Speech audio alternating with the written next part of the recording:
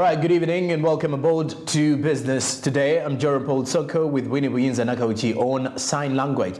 It is still the Independence Week here in Uganda, as on Sunday, Uganda will be marking 60 years of her independence. We're coming to you live from Plot 42, Nile Avenue. Let's kickstart it off with the new oil reserve explorations. Uganda National Oil Company is preparing to issue a license for another oil block which was being explored for potential oil reserves. We have more of this report, courtesy of Ronan Nahabwe. In 2019, Uganda launched the second licensing round for petroleum exploration at the 9th East African Petroleum Conference and Exhibition in Mombasa. This round covers 5 blocks in the Albertine Graben, among which include Block 1, a VV area covering 1,026 kilometers, Block 2, Omuka, covering 750 kilometers, and Kasulubani, covering 285 kilometers, of which the Uganda National Oil Company is looking for a joint venture partner to develop it with. To develop the Kasulubani block with. But as soon as we get it, we'll start on the works. But once the works are done, the work programs and budget for the initial year. In that year, we'll be looking at possibility of getting a potential joint venture partner to develop it with. Finalize the arrangements between us and SNOC, and we're going to put in the application directly with the state under Section 53(2)(c. And we hope that probably by half of next year, we'll have closed the negotiations with the state and the grant of the license. The question of who and how Uganda's crude oil will be stored has been lingering on many people's minds. So the Upstream Act makes that a mandate of Uganda National Oil Company. So we are mandated to sell all crude oil received in kind by the state and indeed by UNOC. Right now, as a company, we are developing a crude oil marketing strategy that is intended to be ready for execution 2024. And the idea is that at that point, we should be ready when we are lifting the crude in Tanga, to tank it and sell it to the international market. The EU Parliament has rubbed Ugandan authorities the wrong way. In fact, the last 2 weeks have been marked by a sense of uncertainty. The managing director of Total Energies, while speaking in the light of the EU's resolution, he urged international community to withdraw pressure on Ugandan and Tanzanian authorities. He also mentioned that the drilling rigs have started making their way in the country. There will be 3 rigs, drilling rigs, operating in Tilenga. One has left China. The second one will follow in 2 months. And the third one will follow the second one 2 months later. And we will drill with 3 rigs, the 426 wells. Energy is a key driver for economic growth world over. Therefore, overcoming energy poverty is a huge global challenge. Ronan Nahabwe, Business Today, Smart 24 TV. All right, Ronan Nahabwe with that report. Now we look at the World Investor Week, as the Uganda Securities Exchange, together with Capital Markets Authority, have joined the entire world to celebrate the World Investors Week themed at sustainable finance and investors' confidence. The celebrations were based on empowering women in the capital markets. This is aimed at promoting their involvement in business through direct investors in the market and women enterprises gaining capital. Desire Namabiru has more of this report. Gender imbalances seem to come to an end. This follows the growing empowerment of women in all sectors. And today the business sector, through the Uganda Securities Exchange, has taken a tremendous move by empowering women with knowledge and information to join capital market. As Paul Bwiso, the CEO, Uganda Securities Exchange, narrates. 1,000 miles, but the first step is important. Early this year, we had the Ring the Bell for Gender Equality, where we had the same conversation. And as we keep undertaking these events, we believe women will learn and join and participate within the industry, because having an investment portfolio and different asset classes away from the traditional, I've got a small business, investing in land, you're able to have a return on investment and have your money, what the famous statement, have your money work for you. So those are some of the benefits that women will get. But yes, we believe there's a long journey ahead, but every discussion counts.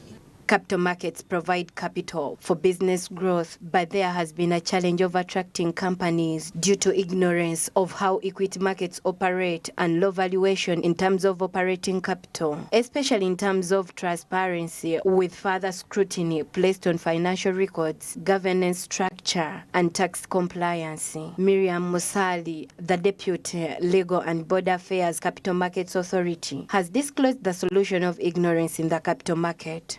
We are here to empower you. We are a government entity. We have a responsibility and a mandate as far as capital markets is concerned. If you need information, we are there.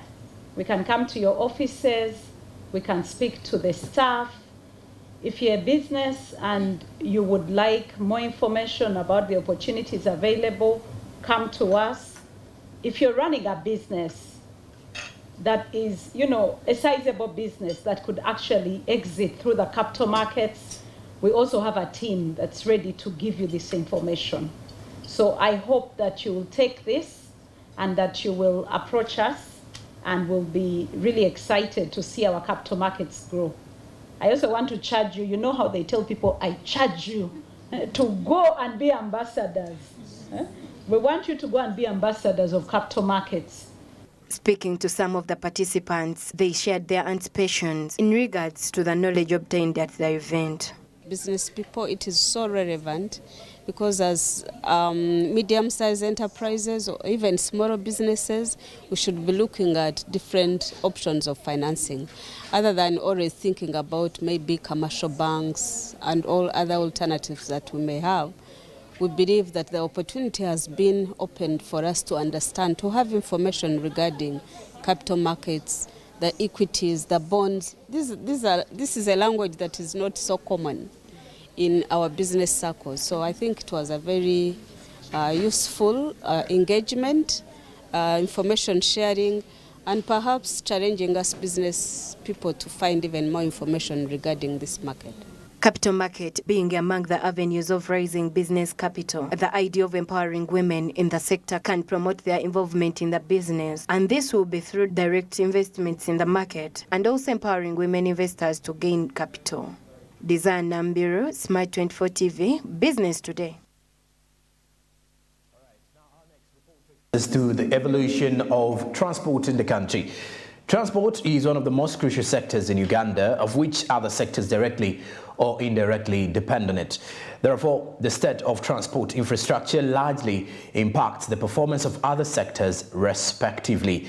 Today's major focus relies on the transportation services. This and more with Monica Nabionga. In the 1940s. Then, the Uganda Transport Company was the country's major bus company. On the piece of land where we had the bus park for decades, a huge shopping mall has been put in place. This is one piece of evidence that the rocky road, in relation with the bus transport, a commonest means of public transport for long distances, has trodden.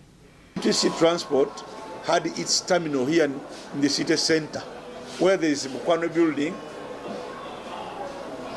That whole place facing the Chikubo place. There was even a petrol station called Toto.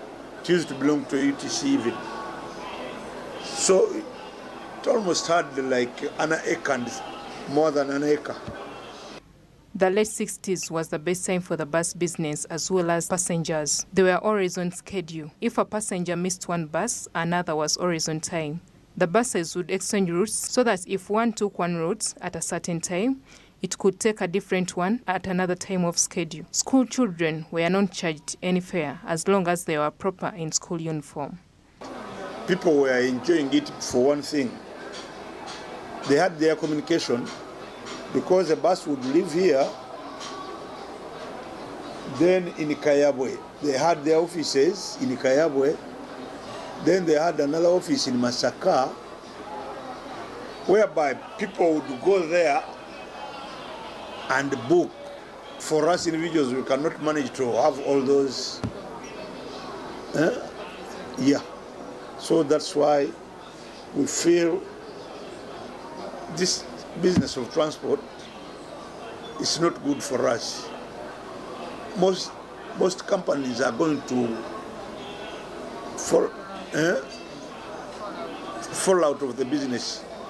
These days, there are very many people who are employed in line with the bus transport company, including stewards and blockers, who have given hard time to bus owners and the fact that there is no public bus park. The privately owned bus parks cannot control them. These days, the blockers, they give us also hard time. They even come and say, I've brought this person, you have to take him for this money. As if he's the one who bought the bus, really, which is, we really don't know. Bosses of ours, the owners of the park, they cannot control those people. Unless I think it should be KCC, who has the enforcement officers who can work with those people.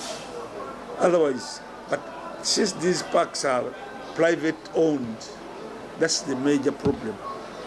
The government has failed. If it could secure us a place and say that's a park for buses, I think then we would be able to control these blockers. It is said that back in the time, there was no traffic jam as it is now. It is estimated that travelers lose between 8 and 23 hours every month in traffic jam, with car travel speeds falling from average of 28 kilometers per hour to between 8 and 14 kilometers per hour due to traffic jams, according to research conducted by Uganda Management Institute. But there has been a new innovation of introducing buses seeking to change the mobility sector in a way that will compel other industry players to raise up to standards. The objective is to transform mobility within the city, and the solution we are bringing a mass carrier means of transport, that is the buses.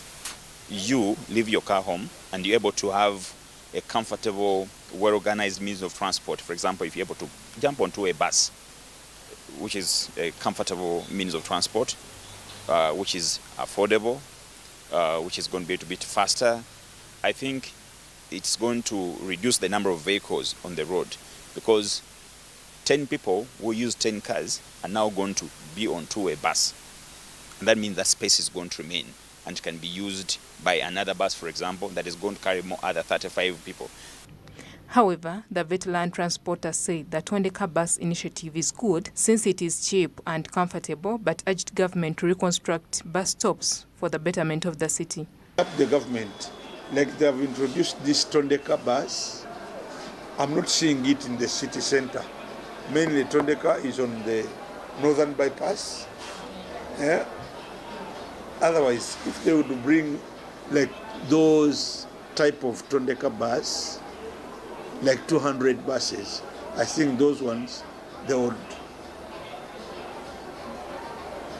be more useful here within the city center. But again, where to park them is also a problem with our city structure. So you have to go back and make those bus stations, bus stops within the city center. Tondeka joins a number of other mass transit bus services, among them Pioneer Easy Bus, that have previously sought to change the manner in which the transport system in Kampala operates. Monica Nabyonga, Smart 24 TV, Business Today. And now we look at government on corruption. The Minister of Public Service, Muruli Mukasa, has said that the government is planning to put high-ranked public servants on a contract system as a way of curbing lazy, corrupt and incompetent civil servants. He made the remarks after the Permanent Secretary to the Judiciary, earning salary but cannot deliver. Our reporter Pedison Mumbere has a breakdown of this particular report, and here is it all. Code of Conduct and Ethics for Uganda Public Service sets out standards of behavior service and is designed to ensure objectivity, transparency, integrity and efficiency of public officers when performing their duties. However, some sorts of laziness, corruption and incompetence have been identified among these servants, which, according to stakeholders, has affected the service delivery. However, what can we do? Now that we have this report and it has singled out that gap or that weakness, then obviously we are going to sit down and see the measures that we need to take. Policy measures, we need to take even administrative measures, we need to take even legal measures, all measures that we must take to ensure that this situation changes. And the situation cannot be permanent. We are also thinking seriously about introducing contracts to the certain cadre of our government employees, especially those who have the greatest impact, particularly the administrators. Yes, so if you are on contract, you have been given a set of duties or tasks to carry out, and you have been given the means, the wherewithal of doing this work, and you don't do it, we don't renew your contract. I think measures are going to be taken to really gradually and slowly eliminate this gap. It's not the public. Honorable Minister, with due respect, the public service I enter is not the public service you have now. It has degenerated, both in terms of the quality and the service delivery. And I come to the question he was asking when he talked about wrong people in the right places at the wrong time. In the public service, you must get profits by delivering the services. People of this country will be happy if any service is being delivered, if case backlog is being reduced, if water, clean water is delivered to the people of the country. People will be happy. Those are the profits. And you should be paid for that. We are actually earning what we have not invested. People are waiting for their salaries to come, and that's it. Not all of them, there are some who are hard working, there are many who are hard working, but a good number of them, if you want to do a survey, you will find that many, maybe as low as 30% are investing a lot of time to deliver services to this country. 70%, as I told you, are like part-time. They come to the office because they have to come to the office to be seen. But if you ask each and every public servant, what have we done today? Of the tasks you are given, what have we completed? There are very few who will answer those questions. It comes now back to the question of who are these people? During the National Service Delivery Survey dissemination meeting, leaders says that government programs have, in the past, been greatly affected by civil servants who are bent on fulfilling their own personal aspirations at the expense of the public. There are some of these weaknesses which have been observed, you know, as Mr. Pius Bigirimana mentioned. Yes, people who actually cheat on work. They are there, they come, they don't do much, they go away, and they are paid. That is a form of theft, really. It is corruption. I can't leave this place without talking about corruption, like the Permanent Secretary talked about it. I think for me, is I said previously that if you go to Japan and you have stolen money, you harm yourself. It's a no. You harm yourself. You don't blame. You don't even further cause. In China, they help you to harm you. But in this country, I don't need to work anywhere close to even discouraging people from getting money from public service. It's extremely. We are still our laws. We have the policies, the laws, but I think enforcement is becoming a bit of a challenge. Just a few cases, you know, IGG, you steal money now, it is a negotiation. I don't know if bias is this the new norm of negotiating? Please, you have taken this money, bring it back. You write an agreement to agree that I will pay back the money I have taken. I don't know if it is part of bargaining that has come in place. According to Inspectorate of Government report to Parliament, June 2022, the IG created a Directorate of Special Investigations to expeditiously investigate organized, syndicated and high-profile cases of corruption of value in excess of 1 billion shillings. During the period, a total of 566 were investigated and completed.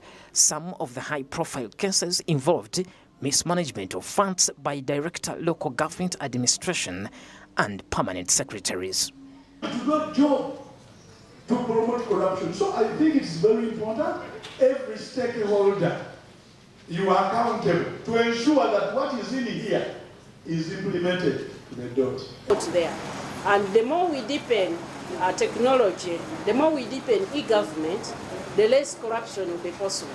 And eventually, the detection rate will go up, and when you're detected, you're broadcast, and you are shut out of the system. But secondly, science, technology, and innovation, we are here to give Ugandans a positive vibe. Sometimes people are corrupt because they feel that the world is ending, so they must steal whatever they need to steal now. But when we have a very promising future, why steal? When you know what you can get out of your chicken when it hatches, why eat the egg? So we are also working on the mindset of the nation.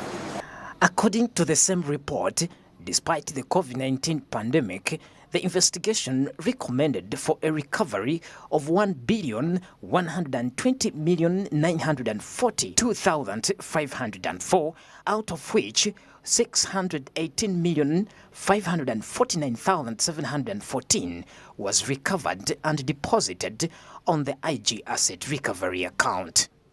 Bedson Mumbere, Smart 24 TV, Business Today.